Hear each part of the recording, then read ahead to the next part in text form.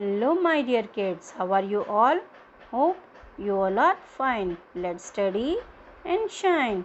Kids, today we are going to do worksheet number 91 and the date of today is 16/10/2021. Today we are going to do English worksheet. तो ये जो worksheet है बच्चों, ये रिकैप्चुलेशन worksheet है. रिकैप्चुलेशन यानी revision worksheet. अब तक जो भी आपने एलिस इन, अब ये रिकैप्चुलेशन वर्कशीट है एलिस इन वंडरलैंड चैप्टर के लिए. तो अब तक जो आपने पढ़ा एलिस इन वंडरलैंड में जो भी चीज़, चाहे वो राइमिंग वर्ड्स हो, चाहे क्वेश्चन आंसर हो, चाहे वो फिल इन दी ब्लैंक्स हो, चाहे वो स्टोरी हो, तो इसमें इस स्टोरी से रिलेटेड जो भी चीज़ आपने करी है वो इस रिकैप्चुलेशन शीट में पूछी जाएगी. तो देखें आपको कितना आता है, आप अपने आप को चेक कीजिए इस शीट के थ्रू. तो चलिए शुरू करते हैं आज की वर्कशीट. सबसे पहले अपना नाम लिखिए, यहाँ सेक्शन और यहाँ पर अपनी टीचर का नाम लिखेंगे. ठीक है बच्चों. तो सबसे पहले हम आते हैं क्वेश्चन नंबर 1 की ओर. क्वेश्चन नंबर 1 में हमसे क्या पूछा गया है बच्चों? Did Alice go into the garden? क्या एलिस गार्डन में गई थी? तो आपने जब चैप्टर पढ़ा था, ये स्टोरी पढ़ी थी, तो आपने देखा था कि स्टार्टिंग में वो गार्डन में ही थी. ठीक है, गार्डन में गई थी, तो इसको हम यस कर देंगे. नंबर 2 क्वेश्चन में जो हमसे पूछा गया है बच्चों, नंबर 2 इसमें पूछा who was Alice following? Alice किसको फॉलो कर रही थी? रैबिट को, एंट को, टर्टल को. तो 3 इसमें एनिमल्स के नेम दिए हुए हैं. एंड एलिस किसको फॉलो कर रही थी? एलिस रैबिट को फॉलो कर रही थी, तो इस पर टिक कर देंगे. उसके बाद हम आते हैं क्वेश्चन नंबर 3 पर. क्वेश्चन नंबर 3 में हमसे पूछा क्या गया है बच्चों? क्वेश्चन नंबर 3 में पूछा गया है choose a describing word for Alice. तो हमने पढ़ा था डिस्क्राइबिंग वर्ड. डिस्क्राइबिंग वर्ड क्या होते हैं? जो नाउन वर्ड्स को डिस्क्राइब करते हैं, यानी उनके बारे में हमें और जानकारी देते हैं, जिनको हम एडजेक्टिव्स भी कहते हैं. तो इसमें नाउन वर्ड क्या है बच्चों? एलिस है. तो एलिस को डिस्क्राइब करने वाले हमें 3 वर्ड्स यहाँ पर दिए गए. इनमें से 3 ऑप्शन दिए गए, इनमें से आपने एक चूज़ करना है. नंबर 1 है hard working, number 2 adventurous, number 3 selfish. तो क्या वो हार्ड वर्किंग थी? इस स्टोरी से हमें पता चलता है क्या वो हार्ड वर्किंग थी.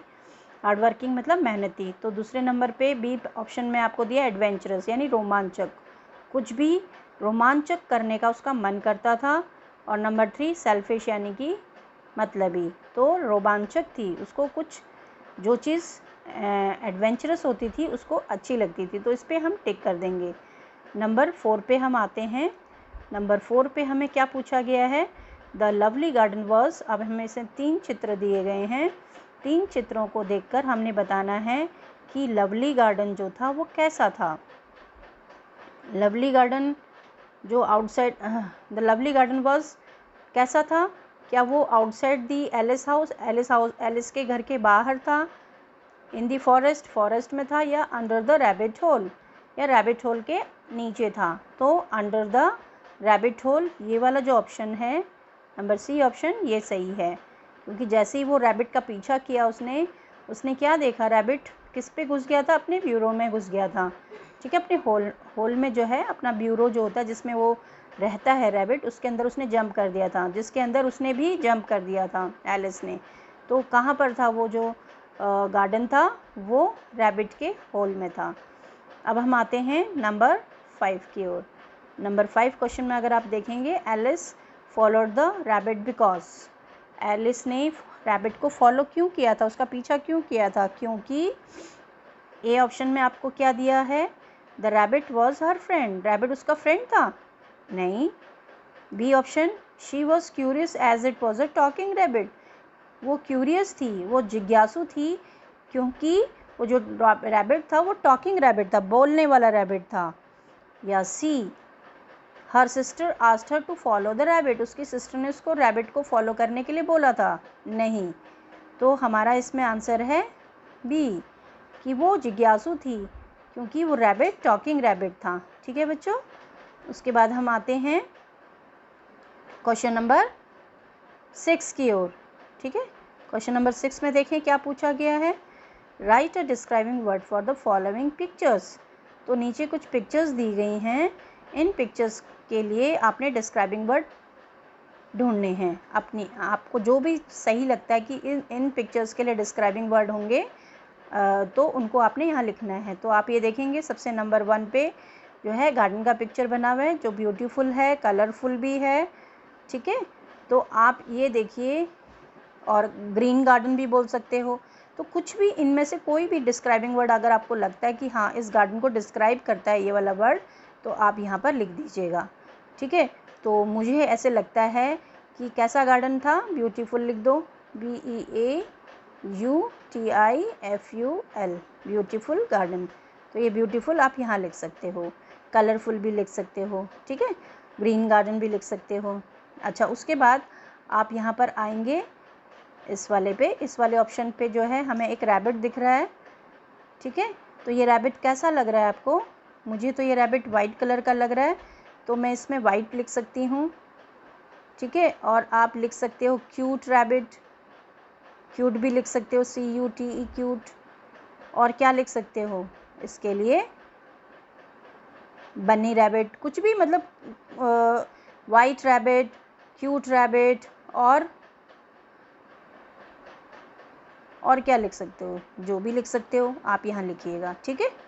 उसके बाद आप इस पे आ जाएंगे नेक्स्ट पिक्चर पे। नेक्स्ट पिक्चर पे हमें किसका पिक्चर दिया हुआ है? सन है। तो सन कैसा है? आपको कलर दिख रहा है इसमें? सन का कलर दिख रहा है? कैसा कलर दिख रहा है? सन का येलो कलर दिख रहा है। तो आप ये लिख सकते हो येलो सन, कुछ भी लिख सकते हो, या ब्राइट सन लिख सकते हो, या शाइनिंग, चमकता हुआ दिख रहा है आपको, है ना, शाइनिंग सन। कुछ भी आप अगर इसमें आपको लगता है इस सन को डिस्क्राइब कर सकता है वो वाला वर्ड, तो आप यहाँ लिख दीजिएगा, ठीक है। अब हमारा नेक्स्ट जो है, हमसे अभिभावकों के लिए सुझाव दिए गए हैं कि बच्चों को प्रोत्साहित कीजिए कि वे अपनी मनपसंद कहानियाँ आपके साथ साझा करें। पेरेंट्स को बोला गया है कि बच्चों को अपने साथ बातचीत में इन्वॉल्व करें, ठीक है। और आपकी जो मनपसंद कहानियाँ हैं या बच्चों की जो मनपसंद कहानियाँ हैं वो आपसे शेयर कर सकें और शेयर करें। इस तरीके से बच्चों का स्टोरीज़ में भी इंटरेस्ट डेवलप होगा, उनको नई नई बातें भी बता सकते हैं आप स्टोरी के थ्रू। तो इस तरीके से बच्चों ये वर्कशीट समाप्त होती है। अब हम नेक्स्ट वर्कशीट में दोबारा मिलेंगे, तब तक के लिए बाय बाय।